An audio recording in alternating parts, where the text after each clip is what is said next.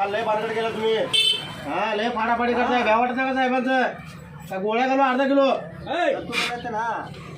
कसा आवाज? काल एका गोळीत 350 माणसं मारलेत मेलेले, जिवंत घावलेले आहेत. एका गोळीत मारलेत, एका गोळीत. आज लाईट नाही. इन्स्पेक्टर बाजीराव सिंगम IPS काल प्रमोशन झालं बायकोच्या हाताखाली. हो मार खायला चपात्या खायला झाले.